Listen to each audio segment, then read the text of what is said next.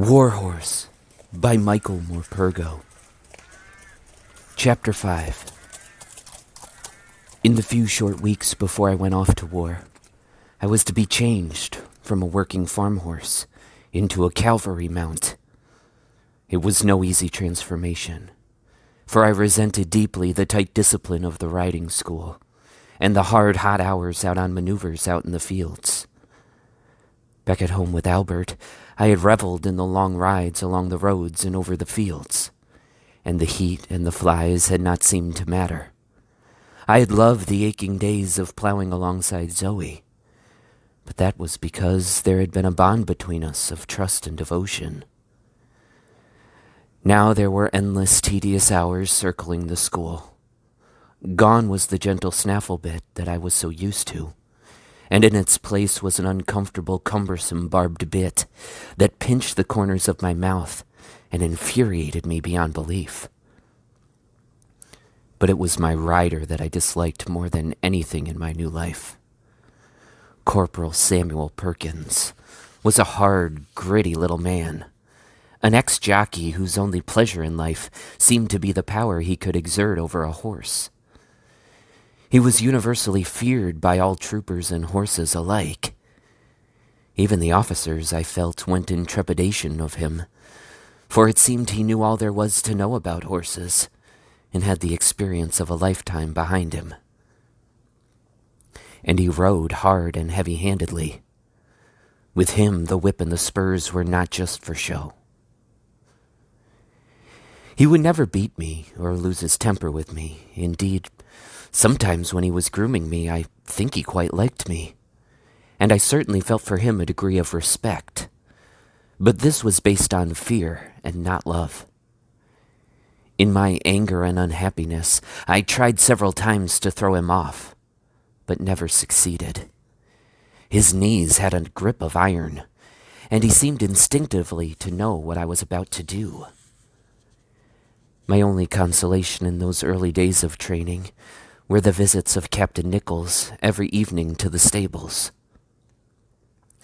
He alone seemed to have the time to come and talk to me, as Albert had done before. Sitting on an upside-down bucket in the corner of my stable, a sketchbook on his knees, he would draw me as he talked. "I've done a few sketches of you now," he said one evening, "and when I've finished this one, I'll be ready to paint a picture of you. It won't be Stubbs. It'll be better than Stubbs, because Stubbs never had a horse as beautiful as you to paint. I can't take it with me to France. There would be no point, right?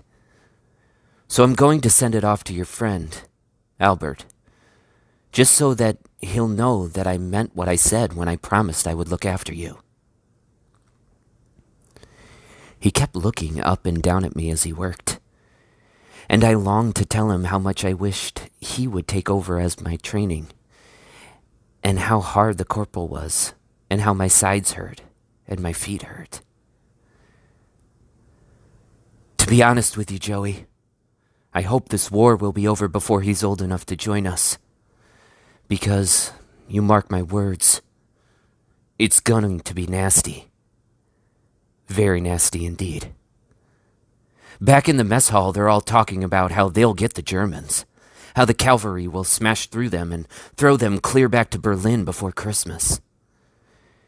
It's just Jamie and me. We're the only ones that don't agree, Joey. We have our doubts, I can tell you that. We have our doubts. None of them in there seem to have heard of machine guns and artillery. I tell you, Joey, one machine gun operated right could wipe out an entire squadron of the best cavalry in the world, German or British. I mean, look what happened to the Light Brigade at Balaclava when they took on the Russian guns. None of them seem to remember that. And the French learned the lesson in the Franco-Prussian War. But you can't say anything to them, Joey. If you do, they call you a defeatist or some such rubbish. I honestly think that some of them in there only want to win this war if the cavalry can win it. He stood up tucked the sketchbook under his arm and came over toward me and scratched me behind the ears. You like that boy, don't you? Under all that fire and brimstone. You're an old softy at heart. Come to think of it, we have a lot in common, you and I. First, we don't much like it here, and would rather be somewhere else. Second, neither of us ever been to war. Never even heard a shot fired in anger, have we? I just hope I'm up to it when the time comes. That's what worries me more than anything, Joey. Because I tell you, and I haven't even told Jamie this, I'm frightened as hell.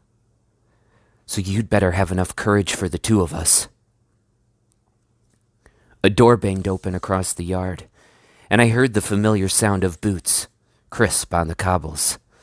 It was Corporal Samuel Perkins, passing along the lines of stables on his evening rounds, stopping at each one to check until, at last, he came to mine. "Good evening, sir," he said, saluting smartly. "Sketching again?" "Doing my best, Corporal," said Captain Nichols. "Doing my best to do him justice. Is he not the finest mount in the entire squadron? I've never seen a horse so well put together as he is, have you?" "No, he's special enough to look at, sir," said the corporal of horse. Even his voice put my ears back. There was a thin, acid tone to it that I dreaded. "I grant you that, but looks aren't everything, are they, sir? There's always more to a horse than meets the eye. Isn't that right, sir? How shall I put it, sir?" "However you like, Corporal," said Captain Nichols somewhat frostily. "But be careful what you say, for that's my horse you're speaking about. So take care." "Let's say, I feel he has a mind of his own. Yes, let's put it that way. He's good enough out on maneuvers, a real stayer. One of the very best, but inside the school, sir, he's a devil. And a strong devil, too. Never been properly schooled, sir, you can tell that. He's a farm horse, he is, and farm-trained. If he's to be a cavalry horse, sir, he'll have to learn to accept the disciplines. He has to learn to obey instantly and instinctively. You don't want a prima donna under you when the bullets start flying." "Fortunately, Corporal," said Captain Nichols, "fortunately this war will be fought out of doors and not indoors. I asked you to train Joey because I think you are the best man for the job. There's no one better in the squadron. But perhaps you should ease up on him just a bit. You've got to remember where he came from. He's a willing soul. He just needs a bit of gentle persuasion, that's all. But keep it gentle, Corporal. Keep it gentle. I don't want him soured.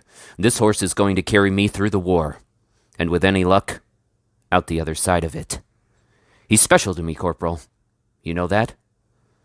So make sure you look after him as if he were your own, won't you? We leave for France in under a week now.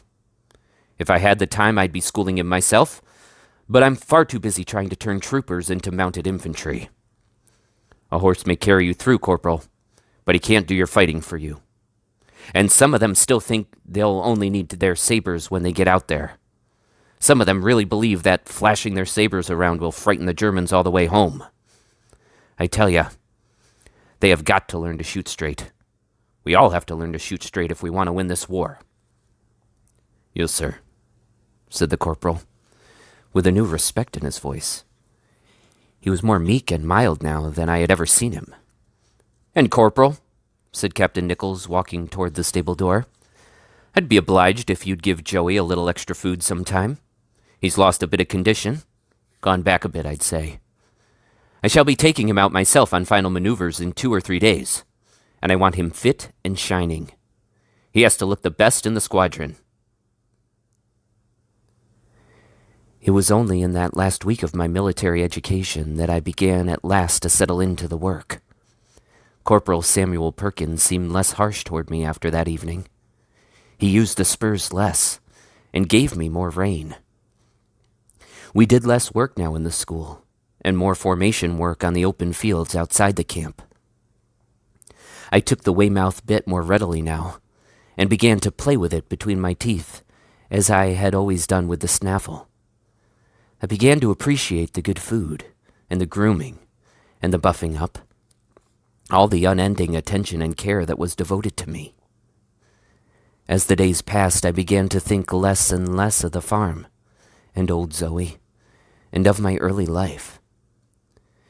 But Albert, his face and his voice stayed clear in my mind, despite the unerring routine of the work that was turning me imperceptibly into an army horse. By the time Captain Nichols came to take me out on those last maneuvers before we went to war, I was already quite resigned to, even contented in, my new life. Dressed now in field service marching order, Captain Nichols weighed heavy on my back as the entire regiment moved out onto Salisbury Plain. I remember mostly the heat and the flies that day, because there were hours of standing about in the sun, waiting for things to happen. Then, with the evening sun spreading and dying along the flat horizon, the entire regiment lined up in echelon for the charge, the climax of our last maneuvers. The order was given to draw swords, and we walked forward. As we waited for the bugle calls, the air was electric with anticipation. It passed between every horse and his rider, between horse and horse, between trooper and trooper. I felt inside me a surge of such excitement that I found it difficult to contain myself. Captain Nichols was leading his troops, and alongside him rode his friend, Captain Jamie Stewart, on a horse I had never seen before. He was a tall, shining black stallion. As we walked forward, I glanced up at him and caught his eye. He seemed to acknowledge it briefly. The walk moved into a trot, and then into a canter. I heard the bugles blow and caught sight of his saber, pointing over my right ear. Captain Nichols leaned forward in the saddle and urged me into a gallop.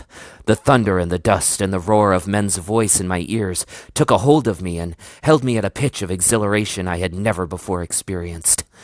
I flew over the ground way ahead of the rest of them, except for one. The only horse to stay with me was the shining black stallion. Although nothing was said between Captain Nichols and Captain Stewart, I felt it was suddenly important that I should not allow this horse to get ahead of me. One look told me that he felt the same, for there was a grim determination in his eyes, and his brow was furrowed with concentration.